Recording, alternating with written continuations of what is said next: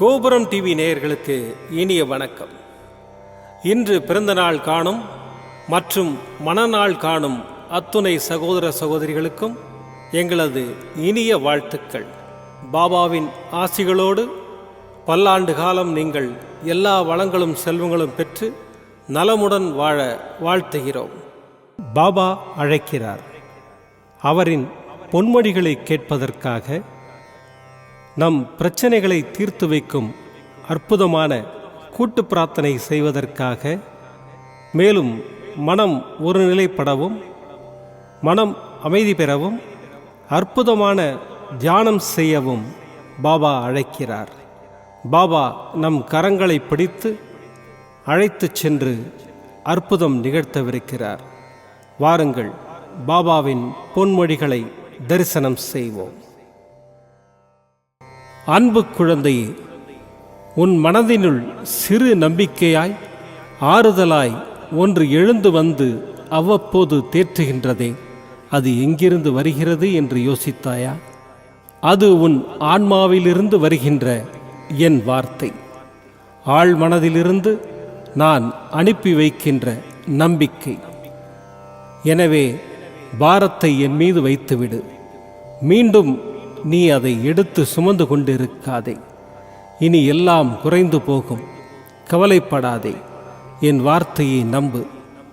நீ என்னுள்ளும் நான் உன்னுள்ளும் இருக்கும்போது எல்லாமே நல்லதாகவே நடக்கும். இனி உலகம் உங்களை கைவிட்டாலும், உறவு உங்களை வெறுத்தாலும், பெற்ற பிள்ளைகளை பகைத்தாலும், அக்கம்பக்கத்தினர் உங்களுக்கு எதிராக மாறினாலும், எப்பொழுதும் ஆதரவாய் இருப்பவர் இந்த சாய். என் ஆதரவு எப்போதும் உனக்கு உண்டு. இந்த சாயப்பா உடனிருக்கிறேன். கவலைப்படாதே. ஓம் சாய்ராம். பாபாவின் அற்புதமான பொன்மொழிகளை தரிசனம் செய்தோம். அடுத்த நிகழ்வு கூட்டு பிரார்த்தனை. நம் மனநலன் சார்ந்த பிரச்சனைகளுக்காகவும், உடல் நலன் சார்ந்த பிரச்சனைகளுக்காகவும் மற்றும் நம் அனைத்து விதமான பிரச்சனைகளுக்காகவும் சாய்நாதரிடம் கூட்டு பிரார்த்தனை செய்வோம். வாருங்கள், இந்த அற்புதமான கூட்டு பிரார்த்தனையை செய்வோம். பிரார்த்தனாஷ்டகம். 8 பிரார்த்தனைகள். சாந்தமான மனம் கொண்ட சாயிநாதரே, அறிவின் சிகரமே, அன்புள்ளம் கொண்டவரே, கருணை கடலே, உண்மையின் இருப்பிடமே, மாயை என்னும் இருளை அகற்றுபவரே, ஜாதி மத பேதங்களுக்கு அப்பாற்பட்டவரே, எங்களின் புரிந்து கொள்ளும் திறமைக்கு அப்பாற்பட்டவரே, அன்பின் இருப்பிடமே, ஷீரடி வாழ் இறைவனே, என்னை காப்பாற்றும், என்னை காப்பாற்றும். ஞான சூரியனே, ஞானத்தை வழங்குபவரே, பக்தர்களின் மனங்களில் உலவிடும் பரமஹம்சரே, அனைத்து நன்மைகளுக்கும் காரணமானவரே, தங்களை சரணடைந்தவரை காப்பவரே, படைக்கும் தொழில் புரியும் பிரம்மாவும் காக்கும் கடவுளான விஷ்ணுவும் நீங்களே. 3 உலகங்களையும் யுகங்கள் முடிவில் தன்னுள் ஐக்கியமாக்கிக் கொள்ளும் ருத்திரனும் தாங்களே. நீங்கள் இல்லாத இடம் இந்த பூமியில் ஏது? எல்லாம் அறிந்த இறைவன் நீங்கள். எங்கள் எல்லோரின் இதயங்களிலும் வசிப்பவரும் நீங்களே. எனது எல்லா குற்றங்களையும் மன்னிக்க வேண்டும் என்று வேண்டி கேட்டுக்கொள்ளுகின்றேன். அலை அலையாய் தொடர்ந்து வரும் சந்தேகங்களையும் மனமயக்கங்களையும் போக்குவீராக. நீங்கள் கோமாதா, நான் பிறந்த இளங்கன்று. நீங்கள் சந்திரன், நான் சந்திரகாந்த கல். தங்கள் பாதங்கள் கங்கை நதி. பணிவுடன் இந்த தாசன் உங்கள் பாதங்களில் தலை வணங்குகிறேன். உங்கள் கைகளை என் தலைமீது வைத்து ஆசை கூறுங்கள். என் கவலைகளும் துன்பங்களும் பறந்தோடட்டும். இந்த கணு தங்களின் தாசன். இந்த 8 துதிகளையும் கூறி நான் உங்களை சாஷ்டாங்கமாக நமஸ்கரிக்கின்றேன்.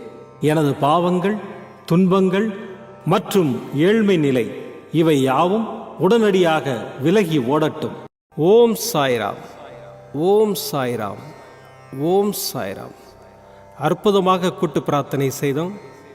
பாபா நம்முடைய கோரிக்கையை ஏற்று நிச்சயமாக நமக்கு அற்புதங்களை செய்வார் என்பது சத்தியம். இனி கண்களை மூடி பாபாவை மனதில் நிறுத்தி பாபாவின் அற்புதமான சக்தி வாய்ந்த மந்திரத்தை அனுபவிப்போம். ॐ शिरडीवासाय विद्महे सच्चिदानन्दाय धीमहि तन्नो साई प्रचोदयात्। ॐ शिरडीवासाय विद्महे सच्चिदानन्दाय धीमहि तन्नो साई प्रचोदयात्। ॐ शिरडीवासाय विद्महे सच्चिदानन्दाय धीमहि तन्नो साई प्रचोदयात्। ॐ शिरडीवासाय विद्महे सच्चिदानन्दाय धीमहि तन्नो साई प्रचोदयात्। ॐ शिरडीवासाय विद्महे सच्चिदानन्दाय धीमहि तन्नो साई प्रचोदयात्। ॐ शिरडीवासाय विद्महे सच्चिदानन्दाय धीमहि तन्नो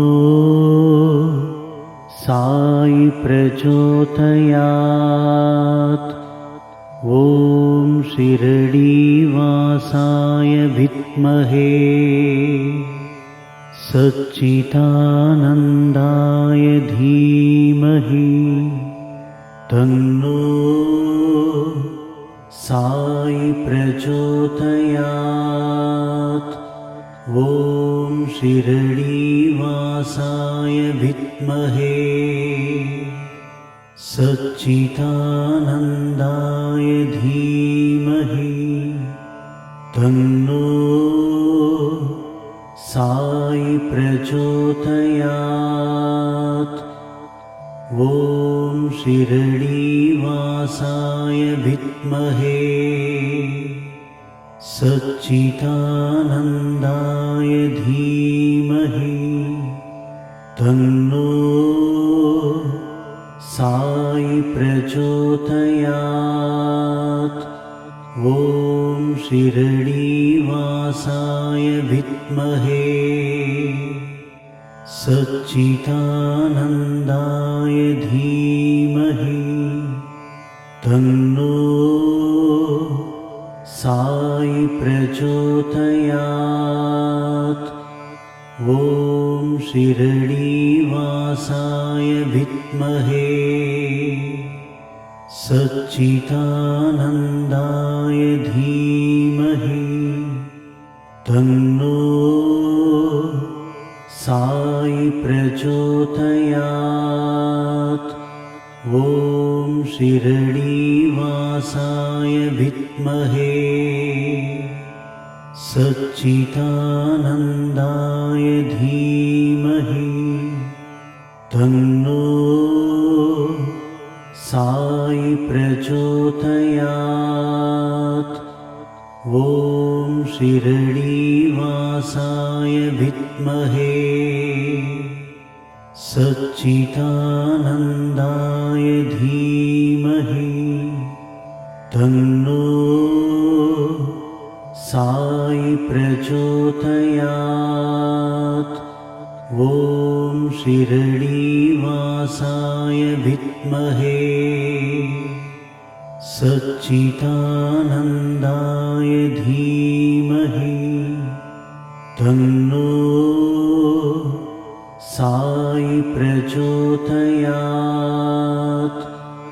ॐ शिरडीवासाय विद्महे सच्चिदानन्दाय धीमहि तन्नो साई प्रचोदयात्। ॐ शिरडीवासाय विद्महे सच्चिदानन्दाय धीमहि तन्नो साई प्रचोदयात्। ॐ शिरडीवासाय विद्महे सच्चिदानन्दाय धीमहि तन्नो साई प्रचोदयात्। ॐ शिरडीवासाय विद्महे सच्चिदानन्दाय धीमहि तन्नो साई प्रचोदयात्। ॐ शिरडीवासाय विद्महे सच्चिदानन्दाय धीमहि तन्नो साई प्रचोदयात्। ॐ शिरडीवासाय विद्महे सच्चिदानन्दाय धीमहि तन्नो साई प्रचोदयात्। ॐ शिरडीवासाय विद्महे सच्चिदानन्दाय धीमहि तन्नो साई प्रचोदयात्। ॐ शिरडीवासाय विद्महे सच्चिदानन्दाय धीमहि तन्नो साई प्रचोदयात्। ॐ शिरडीवासाय विद्महे सच्चिदानन्दाय धीमहि तन्नो साई प्रचोदयात्। ॐ शिरडीवासाय विद्महे सच्चिदानन्दाय धीमहि तन्नो साई प्रचोदयात्। ॐ शिरडीवासाय विद्महे सच्चिदानन्दाय धीमहि तन्नो साई प्रचोदयात्। ॐ शिरडीवासाय विद्महे सच्चिदानन्दाय धीमहि तन्नो साई प्रचोदयात्। ॐ शिरडीवासाय विद्महे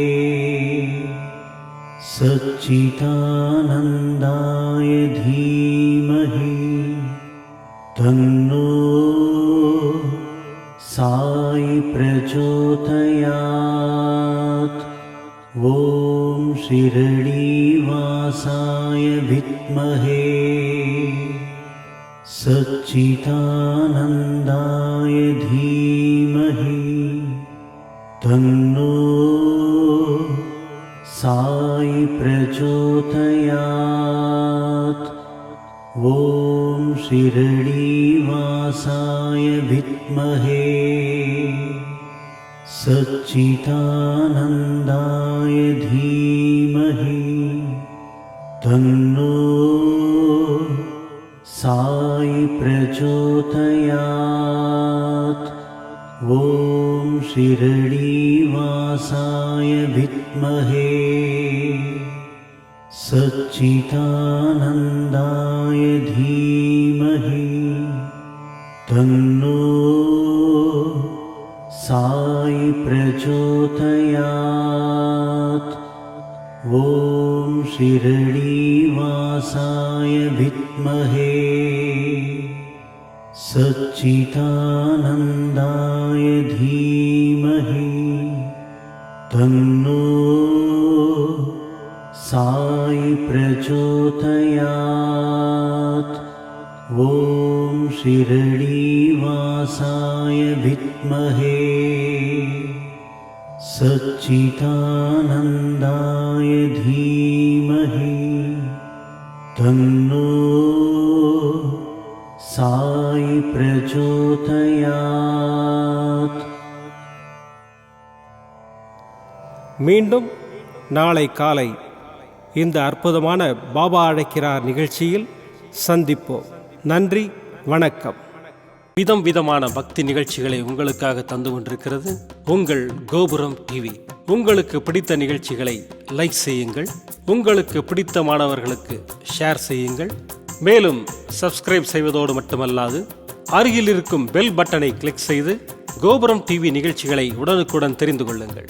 மற்றும் ஒரு மகிழ்ச்சியான செய்தி, கோபுரம் டிவி ஆப்பை கூகுள் பிளே ஸ்டோரில் ஃப்ரீ டவுன்லோட் செய்து கோபுரம் டிவி நிகழ்ச்சிகளை தொடர்ந்து கண்டுகளியுங்கள், பாருங்கள், ரசியுங்கள், பரவசமடையுங்கள். gopuramtv.com பக்தி பக்திமயம்.